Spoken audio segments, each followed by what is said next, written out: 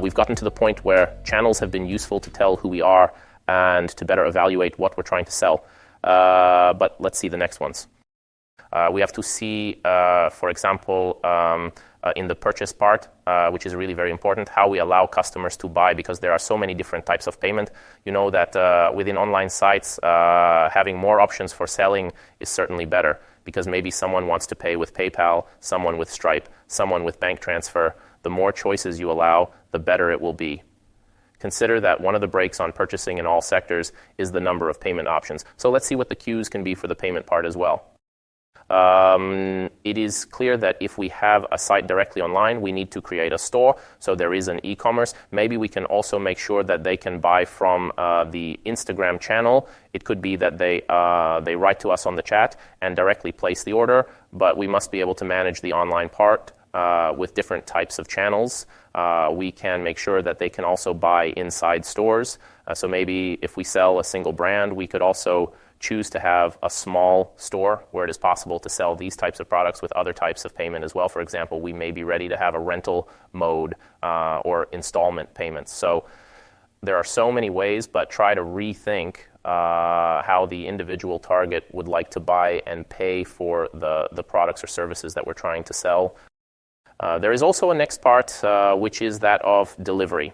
Once people know who we are, rated us positively, and bought from us, you must understand how the shipping part works.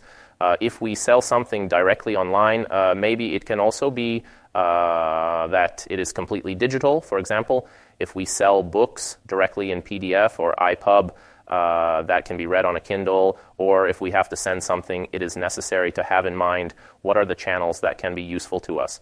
All this part is the basis for the overall management of the company.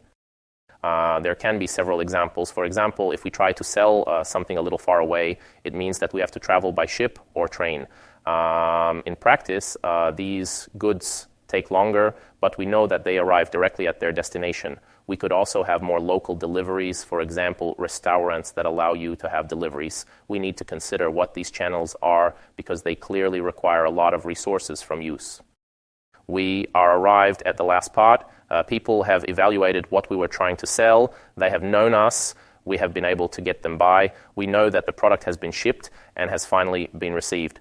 Now we need to understand which are the best channels to manage the relationship after the sale. We also need to see which could be the most useful for the after sale. In this case, for example, you know that if you buy from Amazon, then you receive requests to make different types of reviews. You have the possibility to have a chat directly on the site. Maybe there is an email where they can write to you for suggestions or to report problems, or there could even be a phone number with a toll-free number. There are so many types of opportunities, because maybe there is a community that you have created on Facebook. In short, you can choose. In any case, you must remember that the after-sale part is also fundamental. You can't think that once you've sold something that was later received, that's it. On the canvas, we have to tell the whole customer experience with the company as a whole. If we review it, there are 5 different steps. For each one, there can be different channels. You have to evaluate with your team which are the least expensive and most comfortable, because clearly, if you consider many, there is also a very important production effort. Consider that even in reality, such as Facebook and Tesla, they only have a few channels, even though they have very large structures. How does this part fit into the canvas? It's clear that it's the basis for the whole operation part, i.e., how things actually work. If we are trying to sell something, we need to know how it is sold, how people get information, and in this case, there is a list of channels that need to be monitored.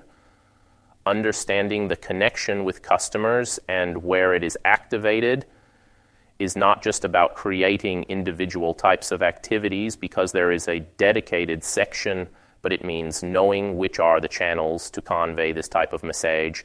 And this can also give many ideas for a part of testing. Evaluating these channels is very useful. Maybe they work on a single part, but they could also work for the others. This is one of the most important cues to understand, even in terms of time, what the best activities could be. So the more tests you do, the better it will be for the management of this part.